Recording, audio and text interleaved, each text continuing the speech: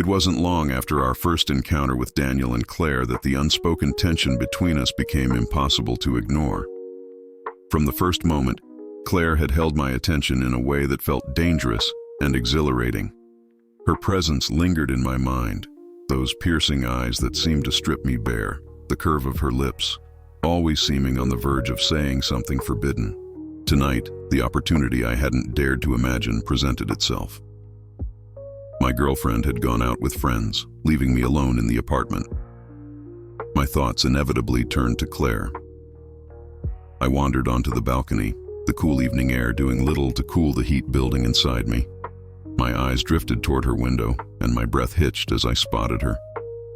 Claire stood in her living room, bathed in the soft golden light spilling from her apartment.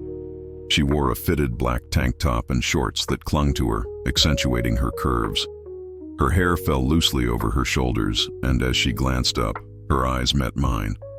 She didn't look away. Instead, her lips curved into a slow, knowing smile. I couldn't resist the pull. "Yes," I replied, my voice betraying the nervous excitement coursing through me. "My girlfriend's out with friends." "Home alone tonight?" she called out softly, her voice carrying effortlessly through the night. Claire's gaze seemed to smolder, her lips parting slightly.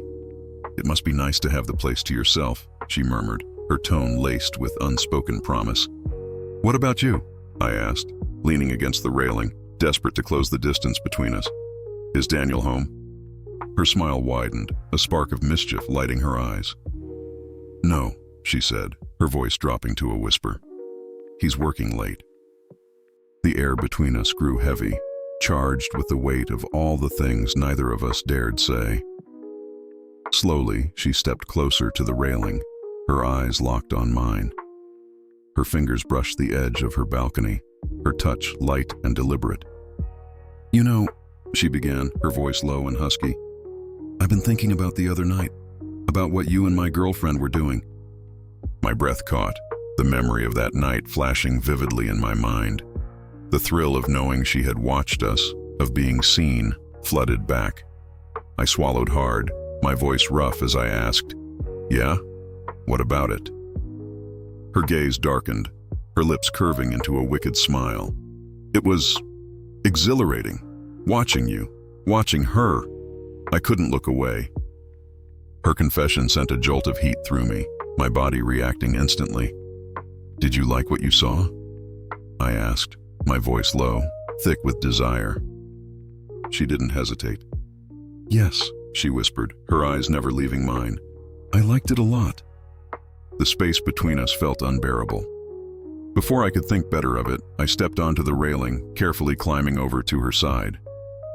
Claire's breath quickened as she watched me, her chest rising and falling with anticipation.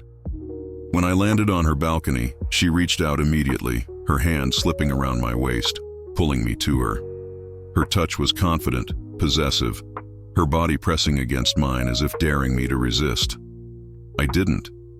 Our lips met in a crash of need and pent-up desire. Her mouth was soft and warm, but her kiss was demanding, her tongue sliding against mine with an urgency that left me dizzy. My hands tangled in her hair, pulling her closer as she moaned into my mouth, the sound vibrating through me. Claire broke the kiss first, her lips brushing against my jaw as she whispered, "Come inside." She took my hand and led me into her apartment, the air thick with her scent, warm and inviting, tinged with something sweet.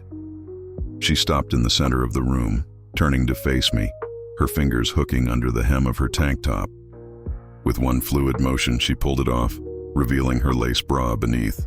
"Do you like what you see?" she asked, her voice a seductive purr as she stepped closer, her hands resting on my chest.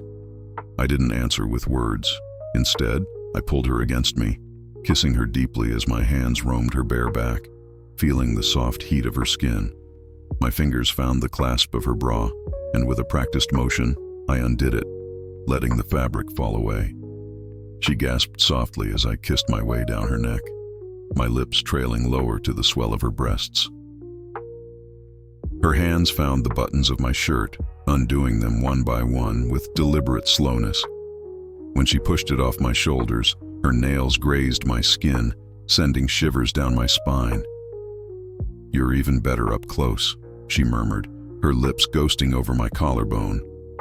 I backed her toward the couch, my lips never leaving her skin. Her fingers tangled in my hair as I kissed her chest, teasing her with my tongue, drawing soft moans from her. Her body arched into mine, her legs wrapping around me as I pressed her into the cushions. Her shorts were the next to go, my hands sliding them down to reveal the delicate lace beneath. I paused, taking in the sight of her flushed skin, her chest rising and falling with every quickened breath. "You're incredible," I said, my voice rough with need. When we finally collapsed against each other, our skin slick with sweat, our breaths mingling, I knew I'd crossed a line I could never uncross. But as Claire smiled up at me, her fingers tracing lazy patterns on my chest, I couldn't bring myself to care. Claire pulled me closer, her lips finding mine again.